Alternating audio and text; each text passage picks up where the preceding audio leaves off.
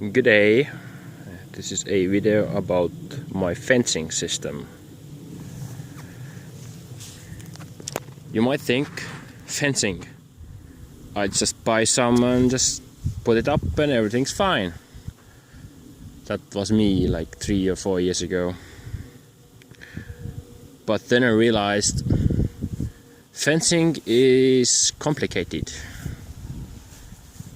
Electric fencing is about psychological pressure.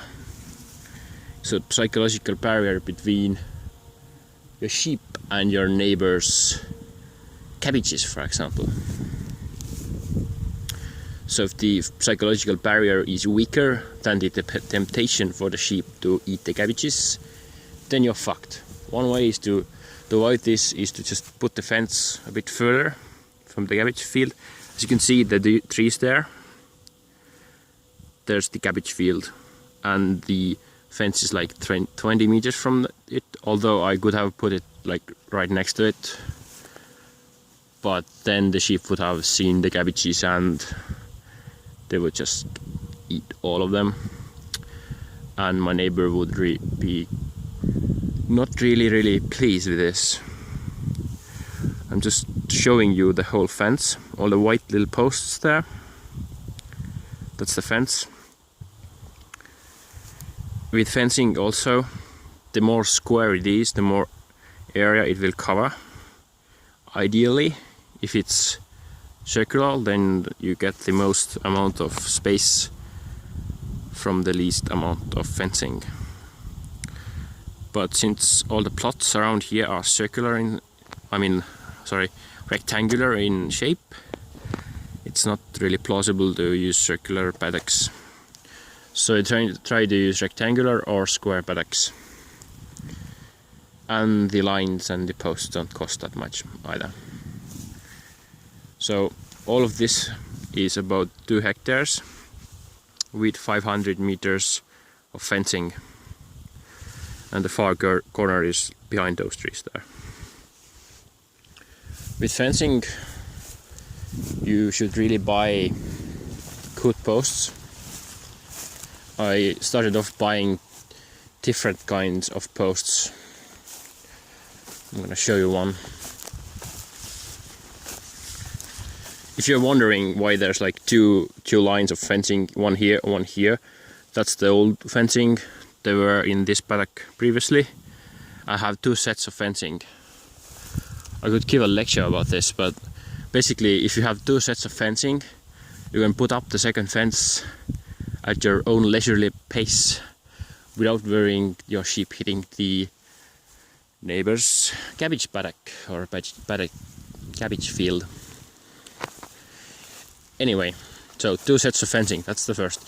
You don't need 2 generators, but I do have 2 generators because if one of them breaks down, the sheep will discover the broken fence in a week or so. Depends on how hungry they are. For example, in here you can see all the brown. There's nothing to eat here. Nothing. Just nothing. So if they were here and there's no charge in the fence, they will test the fence just by nudging the other sheep to the fence. They are quite clever in that way. They don't test it themselves. They just use the smaller sheep and see if they get shocked or not. But in here, it's a big area.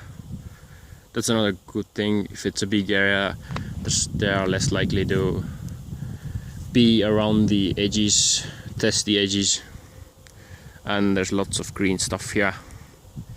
And it keeps growing back. So this is a good fence. Anyways, I started off and I bought like different types of posts. This is one of the types. I liked it because it's recycled plastic. It's a bit cheaper also. So it was like, I thought it was a good deal. Just memorize the shapes of the hooks. Then I also bought this type of post, which is just normal plastic cheapo post. the first two I showed you, this one and that one, are very similar in quality, as in they are shit, they are complete shit. They will last 1 year and then will break. But the good post, that's this one. It's a German made. It contains fiber. It's like plastic, it has little fibers in it. And the brackets are really, really strong. By the way, right now, if I would touch this, I would just, I don't know, just fucking lose my consciousness. I'm sorry, beep that. I would beeping lose my consciousness, because that's 10,000 volts here and the ground is wet. So this is a good post. 1.1 meters tall. It's good for sheep.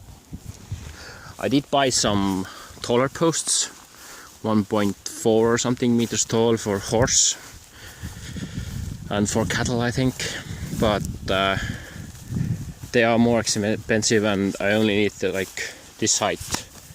It's like 1 meter, I think, knee height. I'm quite tall, so I don't know how to convey the height here, but this post is 1.1 meters.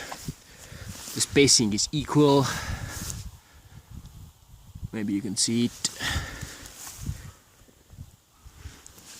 So that's one thing. One thing really important is to keep the line tight.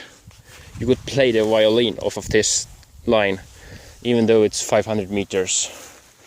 There is some slack to it. For example, if it's a hot day, you need to tension the lines, but it's okay to leave the tension in if it cools down.